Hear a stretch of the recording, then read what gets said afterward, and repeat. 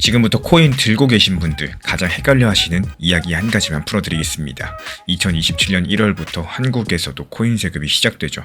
근데 정작 중요한 질문은 따로 있습니다. 이게 정말로 시행될까요? 그리고 실제로 시행이 된다면 나도 세금을 내야 될까요? 그리고 무엇보다 주식은 대부분 세금을 안 내고 있는데 왜 코인만 따로 내야 될까요? 이 세 가지 질문이 지금 모든 코인 투자자들 머릿속에서 동시에 떠 있는 상태고, 그 정답을 찾으려고 검색을 해보면 더 헷갈리죠.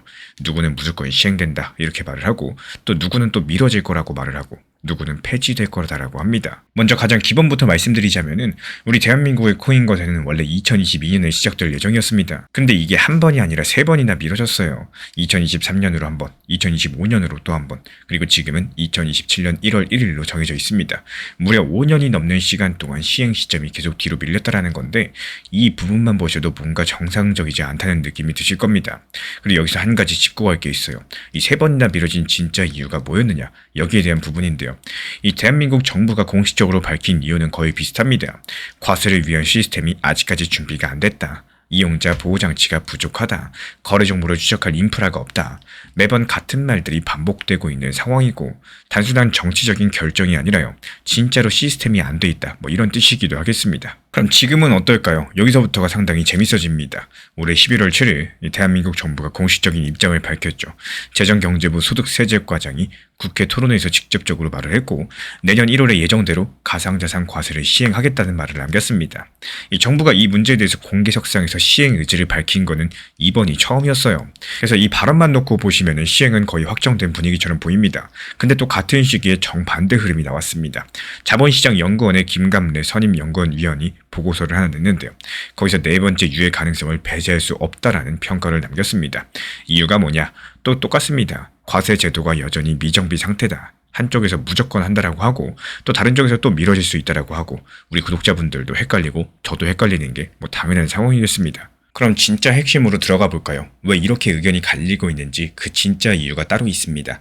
지금 대한민국에서 코인 거래를 위해서 본인 인증을 끝낸 사람이 몇 명인지 아시나요? 무려 1000만 명이 넘어갑니다. 국민 5명 중에 1명꼴로 본인 인증까지도 완료가 된 상황인데, 이 1000만 명이 모두 같은 곳에서만 거래하는 게 아니죠. 어떤 분은 업비트, 빗썸 이런 국내 것으로 사용하시고, 또 어떤 분들은 바이낸스 같은 해외 거래소도 많이 사용을 하시고, 그리고 또 어떤 분은 유니스왑 같은 탈중앙화 거래소, 그러니까 덱스까지도 쓰십니다. 그리고 문제는 여기서 생깁니다. 국세청이 자기 입으로 인정한 사실이 하나 있죠.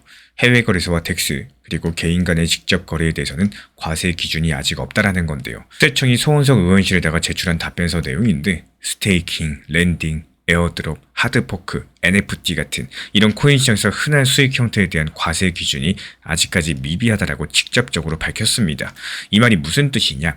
만약에 내년에 과세가 그대로 시행된다면 이게 국내 거래소에서만 거래한 사람은 세금을 낼 거고요. 근데 해외 거래소, 덱스로 빠져나간 사람들 사실상 세금을 안 낼 수가 있기 때문에 이 가장 중요한 세금의 형평성에 어긋난다라는 겁니다. 이 기본적인 원칙을 지키지 못한다는 거죠. 같은 코인을 가지고 같은 수익을 내더라도요, 어디서 거래했느냐 이거에 따라서 내는 세금 자체가 달라진다는 건데, 또 누구는 아예 안 낼 수도 있다는 거예요. 이게 한국조세정책학회장도 토론회에서 이 부분을 정확히 지적을 남겼습니다. 형평성이 어긋난다, 정확히 이런 워딩을 썼는데요. 그리고 여기까지 들어보시면 한 가지 의문이 더 생기실 겁니다. 아니 그럼 해외 거래소 이용자는 정말로 추적이 안 되는 거냐? 정부도 이걸 모를 리가 없겠죠. 정부가 내세우는 카드가 하나 있습니다. 바로 CARF, CARF라고 부르는 국제정보 공유 체계인데요. 쉽게 말씀드려가지고 각 나라가 코인 거래 정보를 서로 공유하자, 이런 일종의 약속이라고 보시면 되겠고, 지금까지 56개국이 참여하고 있는 상황이고요. 일본, 독일, 스위스, 아랍에미리트 같은 이런 나라들이 들어가 있습니다. 근데 여기서 결정적인 빈틈이 하나 있어요. 미국이 빠져 있습니다. 인도도 빠져 있고요. 거래량이 가장 많은 이 두 가지 시장이 빠져 있는 상태라는 건데, 업계에서는 반쪽짜리 체계라는 평가가 많이 나옵니다. 이 정보 공유가 제한적이면요, 결국에 추적이 어렵다라는 건데, 그렇다면 옆 나라 일본은 어떨까요? 일본의 움직임을 살펴보겠습니다.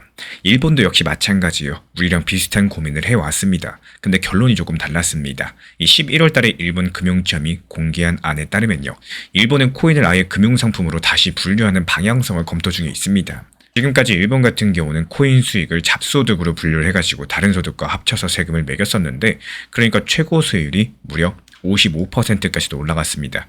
근데 이걸 주식처럼 20% 단일 세율로 바꾸겠다라는 거예요. 근데 여기서 더 중요한 건 그 다음입니다.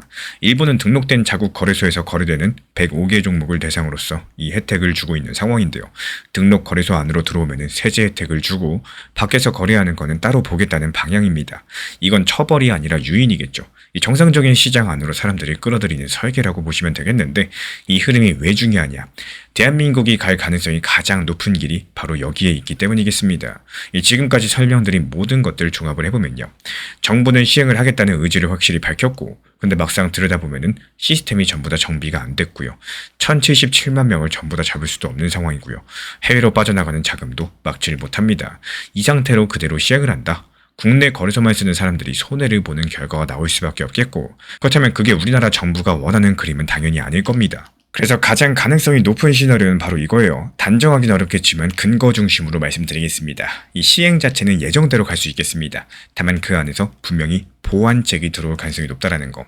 예를 들어 볼까요? 이 기본 공제항도를 250만 원에서 더 올린다라거나 손실을 다음 해로 넘겨가지고 공제받을 수 있게 해준다거나 결국에는 일본처럼 등록 거래소 중심의 체계로서 이 정리되는 방향성이겠습니다.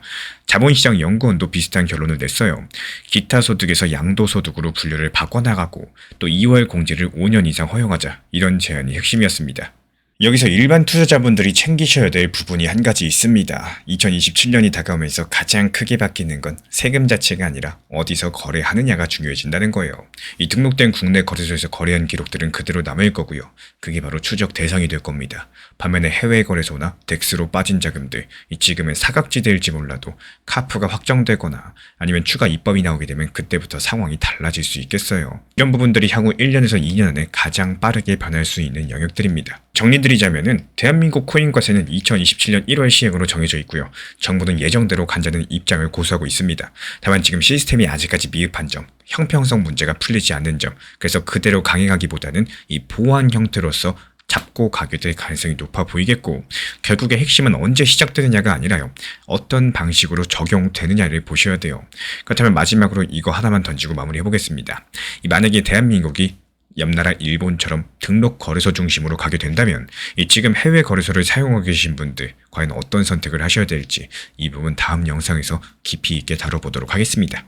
지금같이 조금 상승하고 또 다시 하락하는 이 상승과 하락이 말 그대로 반복되고 있는 시장이죠. 이런 시장에서 어떻게 하셔야 될까요? 욕심보다는요. 먼저 매도하는 게 바로 핵심입니다.